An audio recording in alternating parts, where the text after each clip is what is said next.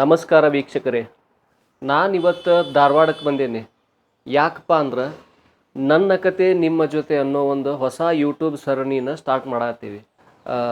P Seshadri ಅವರು 9 national award win ಮಾಡಿದಂಥ P Seshadri ಅವರ ನಿರ್ದೇಶನದಲ್ಲಿ ಪಂಚಾಯಿತಿ ಅನ್ನೋ ಸಿನಿಮಾ ನಮ್ಮ ಧಾರವಾಡ ಮತ್ತು ಹುಬ್ಬಳ್ಳಿ ಸರೌಂಡಿಂಗ್ ಅಂದ್ರೆ ಶಿವಳ್ಳಿ, ಹೆಬಸೂರು, ಕುಂದಗೋಳ, ಆಮೇಲೆ ಹುಬ್ಬಳ್ಳಿ ಧಾರವಾಡದೊಳಗೆ ಶೂಟಿಂಗ್ ಆಯ್ತು. ಆ ಶೂಟಿಂಗ್ ಒಳಗೆ ಒಬ್ಬರು ವಿಶೇಷ ಕಲಾವಿದರು ಧಾರವಾಡದವ್ರು ಅಭಿನಯ ಮಾಡ್ಯಾರ ಮುಖ್ಯ ಪಾತ್ರದೊಳಗೆ. ಅವ್ರ ಪರಿಚಯನ ನಿಮಗೆ ಮಾಡಕ್ಕೆ ಹೊಂಟೀನಿ.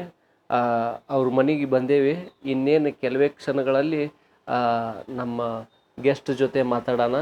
ಇನ್ನೊಂದು ಸಲ ಎಲ್ಲ ನನ್ನ ಪ್ರೀತಿಯ ವೀಕ್ಷಕರಿಗೆ ನನ್ನ ಕತೆ ನಿಮ್ಮ ಜೊತೆ ಸರಣಿಗೆ ಸ್ವಾಗತ.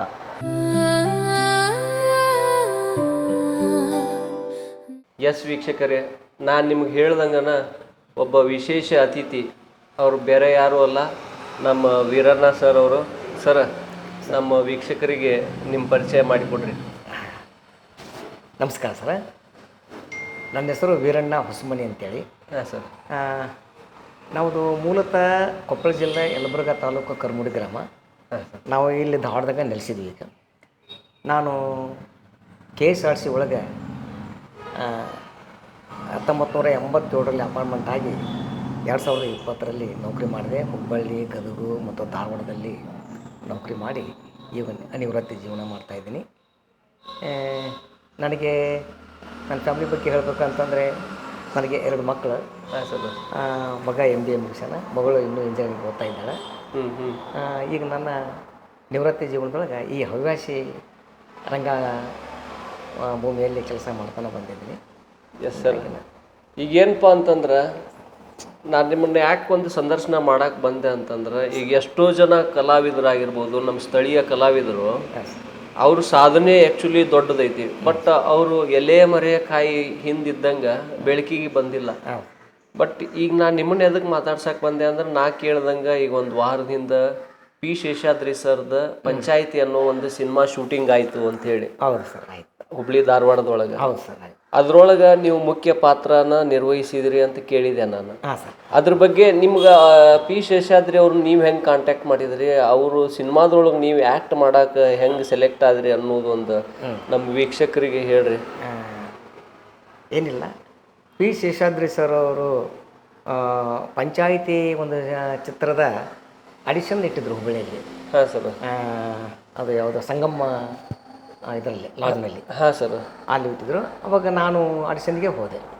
ನನಗೆ ಇನ್ಫಾರ್ಮೇಷನ್ ಕೊಟ್ಟಿದ್ದು ನನ್ನ ಫ್ರೆಂಡ್, ಆಡಿಷನ್ ಇದೆ ಅಂತೇಳಿ. ನಾನು ಆಡಿಷನ್ಗೆ ಹೋದೆ. 2 ದಿವಸನೂ ಆಡಿಷನ್ಗೆ ನಾನು ಭಾಗಿಯಾಗಿದೆ. ಹಾಂ ಸರ್. ಅವಾಗ ನಾನು ಅವರು ಒಂದು ಕೊಟ್ಟಂಥ ಒಂದು ಡೈಲಾಗನ್ನು ಕೊಟ್ಟಿದ್ದು, ಅದನ್ನು ನಾನು ಹೇಳಿದೆ. ಹಾಂ ಸರ್. ಕರೆಕ್ಟಾಗಿ ಹೇಳಿದೆ. ಅವ್ರಿಗೆ ಅದು ಹಿಡಿಸ್ತೋ ಏನೋ ಮತ್ತು ಅದು ಕರೆಕ್ಟ್ ಆಯ್ತೋ ಏನೋ, ಅವರು ನನ್ನ ಅಲ್ಲಿ ಸೆಲೆಕ್ಟ್ ಮಾಡಿದರು. ನೀನು ನಿಮ್ಮ ಒಂದು ಪಾತ್ರಕ್ಕೆ ನಾವು ಸೆಲೆಕ್ಟ್ ಮಾಡಿವಿ ಅಂತೇಳಿ ಹೇಳಿದ್ರು.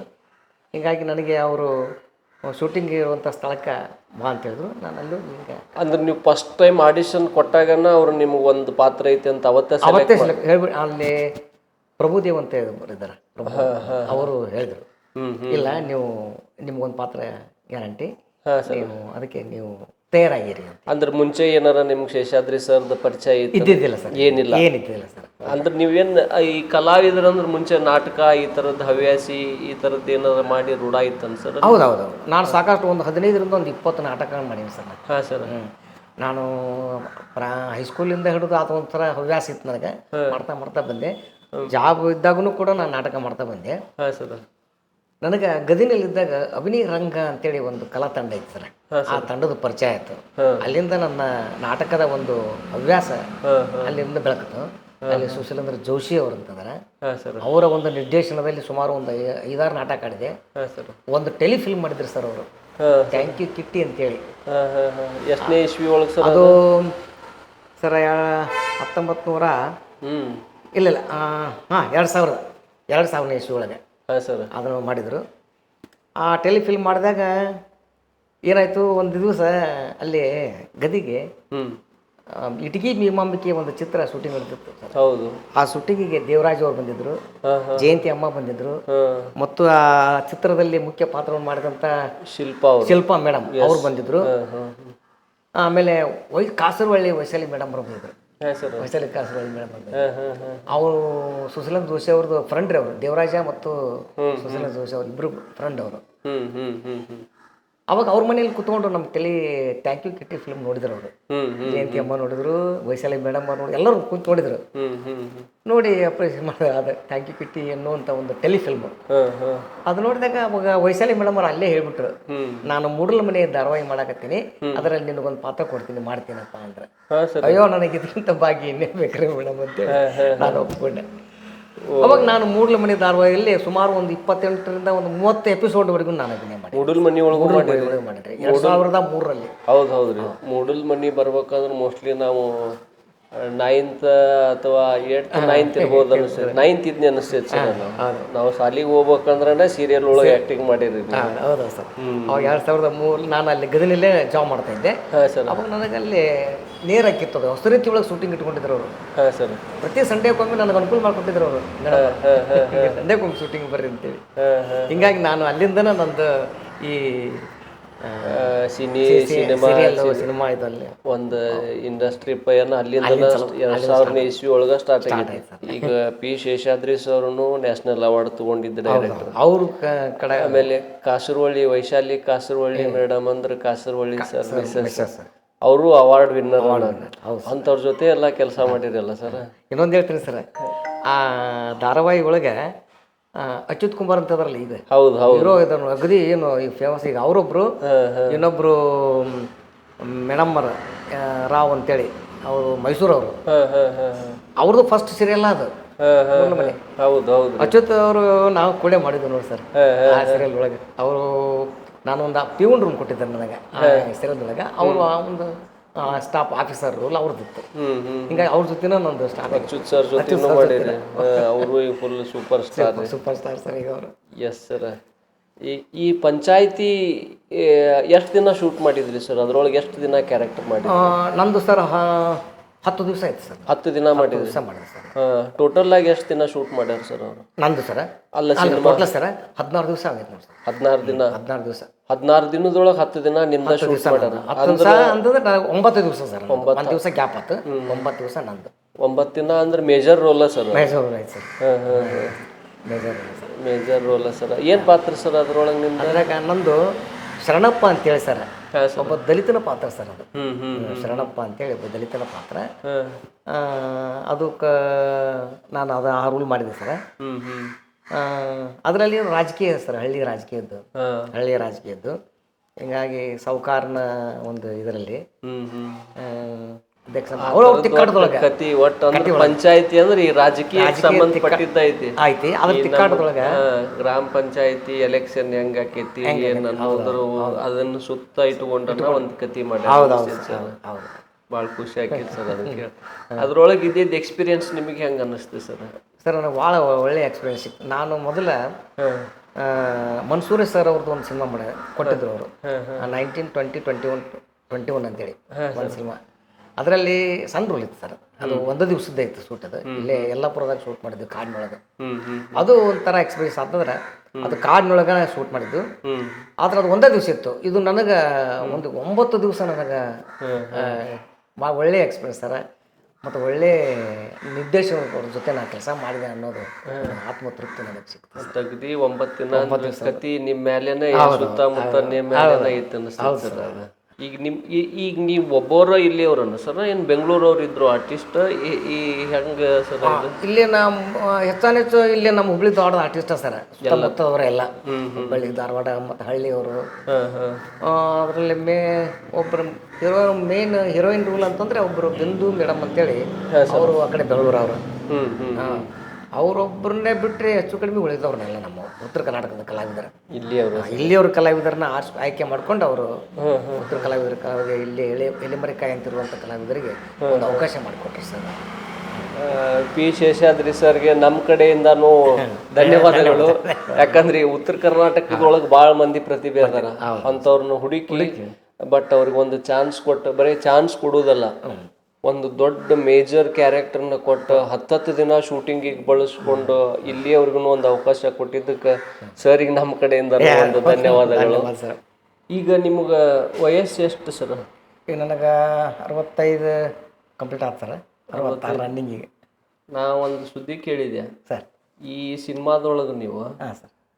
ಒಂದು ಬಾವಿ ಒಳಗೆ ಏನು ಸಪೋರ್ಟ್ ಇಲ್ದನ ಒಂದು ಓಪನ್ ದೊಡ್ಡ ಬಾವಿ ಒಳಗೆ ಈಶಾಡಿದ್ರಿ ಅಂತ. ಹೌದು ಸರ್. ಹೌದು ರೀ. ಹೌದೌದು, ಅದು ಒಂದು ಸೀನ್ ಬರ್ತದೆ ಸರ್. ಅದಕ್ಕೆ ನಾ ಅಲ್ಲಿ ಬಾವಿ ಈಶಾಡ್ದಂದಕ್ಕೇನು ಅಲ್ಲಿ ಒಂದು ಬಾವಿಯಾಗ ಹಾರಿ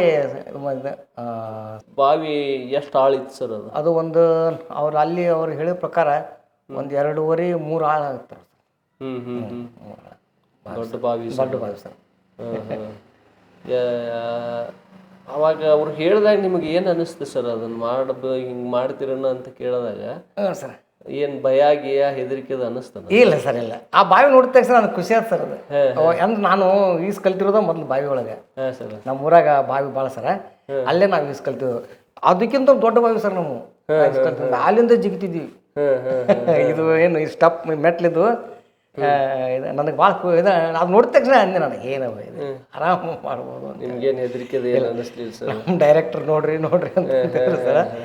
ಈಗ ನೀವು ಈ ಸಿನಿಮಾ ಇಂಡಸ್ಟ್ರಿಗೆ ಬರ್ಬೇಕನ್ನೋ ಉದ್ದೇಶ ನಿಮಗಿತ್ತು, ಏನು ಅಚಾನಕ್ ನೀವು ಇದಕ್ಕೆ ಬಂದಿದ್ದು ಸರ್? ಇದು ನಾವು ಹೆಚ್ಚಾಗಿ ಅವಾಗ ನೋಡ್ತಂದ್ರೆ ರಾಜಕುಮಾರ್ ಭಾಳ ನೋಡ್ತಿದ್ವಿ ಸರ್. ನೋಡಿದಾಗ ಅನಿಸ್ತಿತ್ತು ಮನಸ್ಸಿನಾಗ, ನಾವು ಏನು ಅಲ್ಲ ಅವ್ರಂತಲ್ಲ, ಅಟ್ಲೀಸ್ಟ್ ನಾವು ಒಂದು ದೊಡ್ಡ ಸ್ಕ್ರೀನ್ ಒಳಗೆ ಬರ್ಬೇಕಾಗಲ್ಲ, ನೋಡ್ಬೇಕಲ್ಲ ಅನಿಸ್ತಿತ್ತು. ಮನಸ್ಸಿನಾಗಿತ್ತು, ಆಸೆ ಇರ್ತಿತ್ತು. ಭಾಷೆ ನೋಡ್ತಿದ್ವಿ ಸರ್ ನಾವು. ನಿಮ್ಗೆ ಇರ್ತಿತ್ತು ಅನ್ನಿಸ್ಬೋದು. ಚಕ್ಕಡಿ ಕಟ್ಕೊಂಡು ಹೋಗ್ತಿದ್ವಿ ನಾವು ಸಿನಿಮಾ ನೋಡ್ಲಿಕ್ಕೆ. ಒಂದು ಯಾವಾಗ ಸಿನಿಮಾ ಬಂತಂದ್ರೆ ರಾಜಕುಮಾರ್ ಸಿನಿಮಾ ತೊಗೊಳ್ದು ಒಳ್ಳೊಳ್ಳೆ ನಟರ ವಿಷ್ಣುವರ್ಧನ್ ಅವರು, ಶ್ರೀನಾಥ್ ಅವ್ರ ಸಿನಿಮಾ ಬಂತಂದ್ರೆ ಚಕ್ಕಡಿ ಕಟ್ಕೊಂಡು ನಾವು ಸಿನಿಮಾ ನೋಡ್ಲಿಕ್ಕೆ ಹೋಗ್ತಿದ್ವಿ. ಅವಾಗ ನಮ್ಗೆ ಅನಿಸ್ತಿತ್ತು, ನಾವು ಇಷ್ಟು ನೋಡ್ತೀವಲ್ಲ, ನಾವು ಯಾಕೆ ಇದು ಮಾಡ್ಬಾರ್ದು ಆಸೆ ಇತ್ತು. ಬಟ್ ಅದು ಏನೋ ಅಂತಾರಲ್ಲ, ನಿಲುಕಲಾರ್ದಂಥ ಆಸೆ ಇತ್ತು ನಮ್ಗೆ ಆ್ಯಕ್ಚುಲಿ. ಅದು ಒಂದು ರೀತಿಯಿಂದ ಈ ಮಾಧ್ಯಮ ಬಂದೋ ನಮಗೊಂದು ಚಾನ್ಸ್ ಸಿಗ್ತೇನೋ ಅನಿಸ್ತದೆ ಸರ್. ಅದು ಮುಂದಾಗ ಹೇಳಿದ್ನಲ್ಲ ನಿಮ್ಗೆ. ಮತ್ತು ಅದು ಒಂದಕ್ಕೊಂದು ಈಗ ಸುಶೀಲಾ ಜೋಶಿ ಅವರು ಒಂದು ಟೆಲಿಫಿಲ್ಮ್ ಮಾಡಿದರು. ಅವ್ರ ಕೈಗೆ ನಾಟಕ ಮಾಡಿದ್ನಲ್ಲ ಅಂತ ಗೊತ್ತಾಯ್ತು ಅವ್ರಿಗೆ. ಒಂದು ಕತೆ, ಒಳ್ಳೆ ಕತೆ, ಥ್ಯಾಂಕ್ ಯು ಕಿಟ್ಟಿ ಅನ್ನೋ ಕತೆ ಬಗ್ಗೆ ನಿಮ್ಗೆ ಹೇಳ್ತೀನಿ ಸರ್.